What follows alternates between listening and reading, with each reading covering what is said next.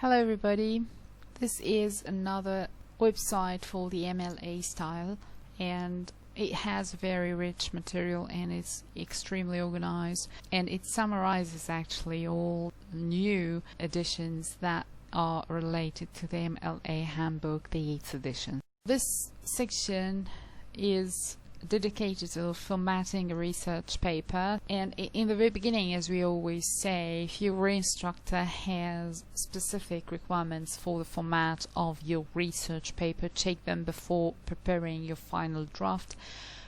For when you submit your paper, be sure to keep a secure copy. Now, the most common formatting is presented in the sections below.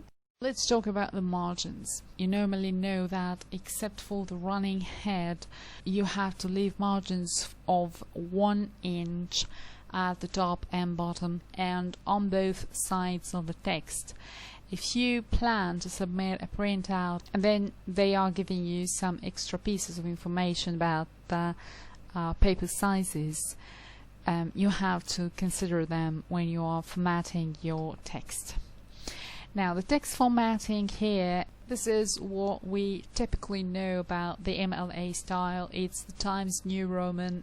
Font size is 14 for your research text, and then sometimes it's 12 points. You have to ask your supervisor or your instructor first before deciding which font you're going to use and which size. And then we have the heading and titles. You know that on the left side of the margin you type your name and your instructor's name, or instructors' names if there are more than one instructor, and then you have to write the course number, course details, or course title, and then the date on a separate line.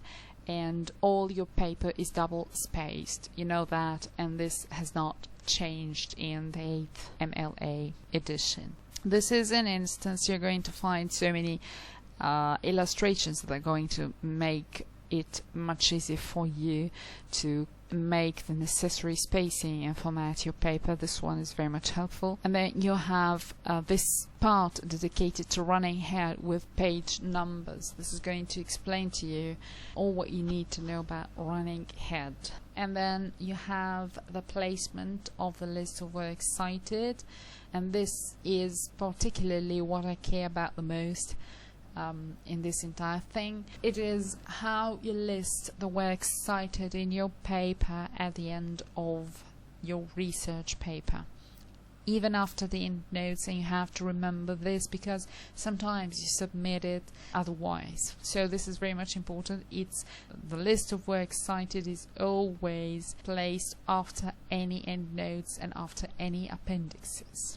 Then we have the tables and illustrations. This section is really interesting, so please pay much attention to it. And then we have the paper and printing. You know that you're supposed to use a specific type or size of papers, so just go through this because it's very much important. And then this indispensable part about corrections and insertions on printouts. This is specifically for dissertations and theses. Binding a printed paper and electronic submission are also indispensable. So this is the main page of the MLA Style Center, and it has so many useful sections like works cited. It's a quick guide using MLA format, teaching resources, asking the MLA, behind the style, and you have formatting a research paper and also practice template. This is highly recommended to all of you.